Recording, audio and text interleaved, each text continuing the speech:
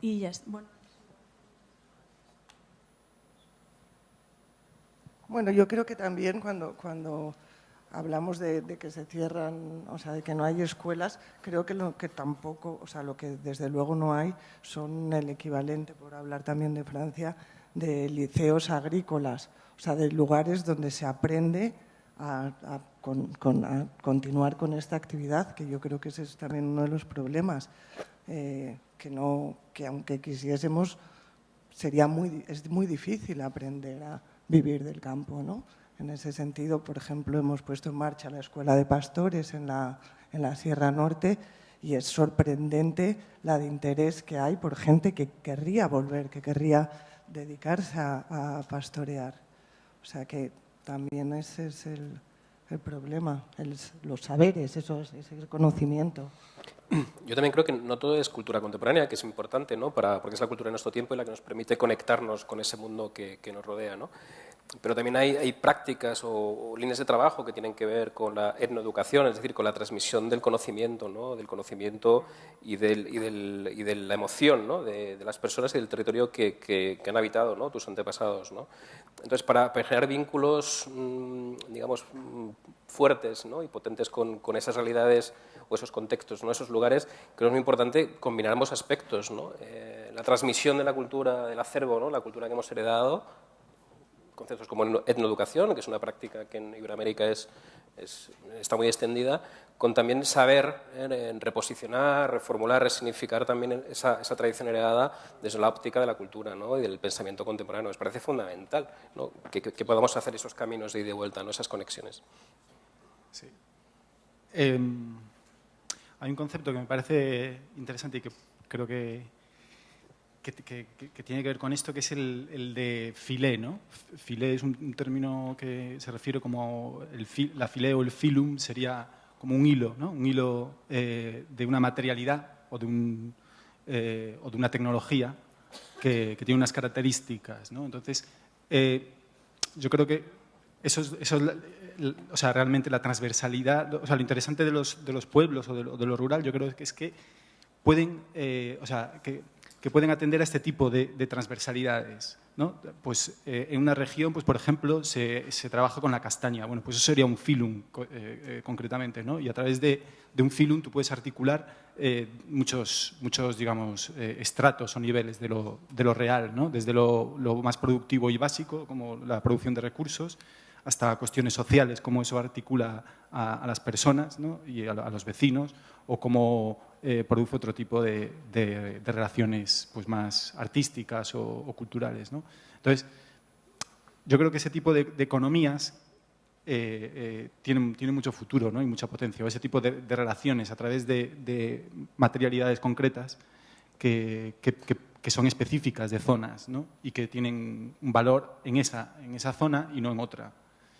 Y además que contienen tensiones políticas, sociales y de todo tipo, ¿no? Y eso no lo puedes encontrar en un espacio urbano descaracterizado, digamos, porque es más difícil, ¿no? Entonces, yo creo que... Adrián, sí. Hola. Bueno, muchas gracias.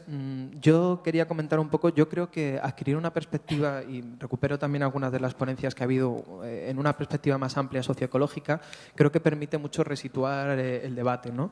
Porque yo creo que en parte lo que estamos viviendo es un fracaso civilizatorio de un proyecto, ¿no? Y es el proyecto de la modernidad industrial capitalista. Yo creo que esto hay que plantearlo así. Y pensar en que estamos viviendo el fracaso de ese proyecto también nos permite pensar que lo que hoy llamamos ciudad y lo que hoy llamamos campo no tiene nada que ver o muy poco que ver con lo que han sido las realidades históricas tanto de la ciudad como del campo, ¿no? Si nos centramos en la cuestión del campo, yo creo que es muy importante comprender que aquí desde los años 60 fundamentalmente, pero ya desde hace un par de siglos, lo que tenemos no es ya la comunidad campesina que está centrada en los cuidados y en la reproducción, sino una producción industrial más ¿no? Una producción industrial más con unas lógicas industriales más y además unas lógicas insostenibles y nocivas, ¿no? Porque la PAC supone que vende un aumento de productividad, pero lo que no marca son los costes ocultos, como en toda la economía neoliberal, ¿no? Y esos costes ocultos son la destrucción ecológica, pero también es una destrucción humana y también antropológica muy fuerte.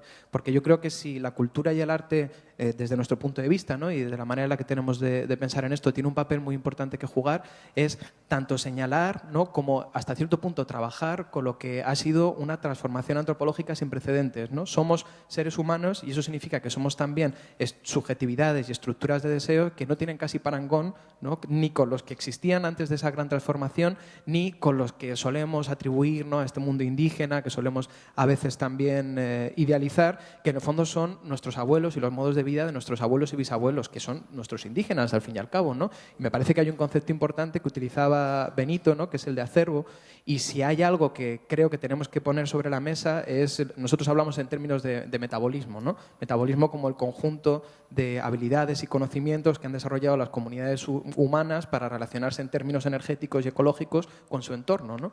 Todas las sociedades tradicionales, campesinas e indígenas, si tienen algo que nos pueden aportar, es un acervo metabólico tradicional que es fundamental para hacer frente hoy a los retos que nos impone la crisis socioecológica en dos dimensiones. En la dimensión energética, o sea, sabemos ya que cómo vivimos, cómo nos movemos, cómo nos alimentamos, no puede mantenerse durante demasiado tiempo, porque nos enfrentamos al ocaso de los combustibles fósiles y es que además, si pudiera, nos enfrentamos también a un cambio climático desbocado que además va a suponer un reto extra porque ni siquiera nuestro acervo va a ser suficiente para comprender qué hacer en los territorios una vez que esas condiciones climáticas se desestabilicen. Y hay un papel muy importante para la investigación, ¿no?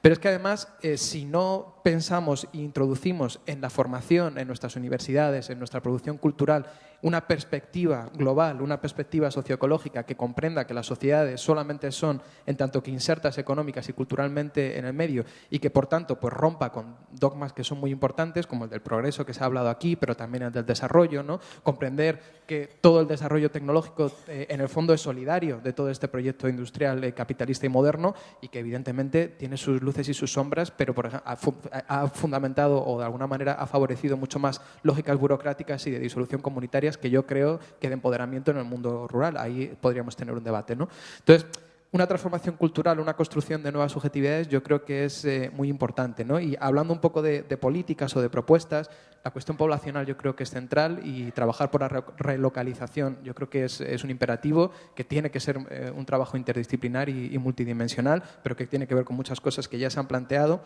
pero también, y ahí creo que estamos trabajando en una cuestión de imaginarios y mucho más centrada en lo cultural, abandonar la idea de desarrollo rural entendido como o producción industrial o turismo. Yo creo que si no hacemos eso no vamos a poder hacer casi nada, ¿no?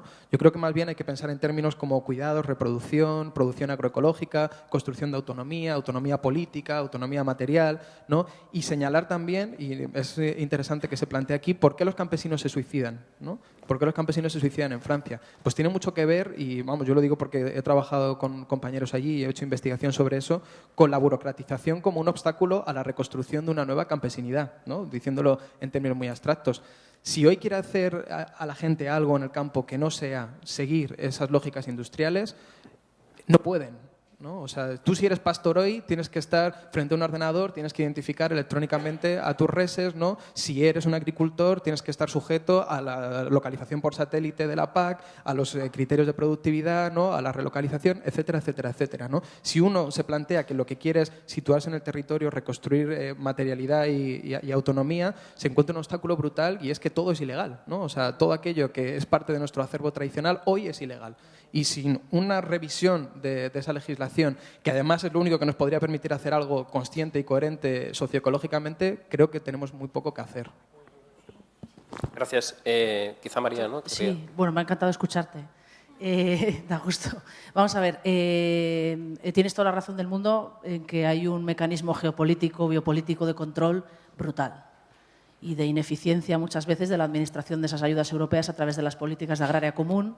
Lucio me dice que sí con la cabeza porque sabe muy bien desde hace muchos años y muchas generaciones que las formas agroecológicas se intentan castrar desde el primer momento porque estamos en el sistema acumulativo y cuando les hablas desde la ganadería de decrecimiento, y de decir que en vez de tener 80 quieres tener 40, porque se pueden hacer las cosas de otra manera, por esa huella de carbono, por esa huella hídrica, la gente te mira raro, ¿no? Y todas las ayudas van para robots de ordeño industriales que lo único que hacen es acabar con el bienestar animal de las vacas y otra serie de cosas, ¿no?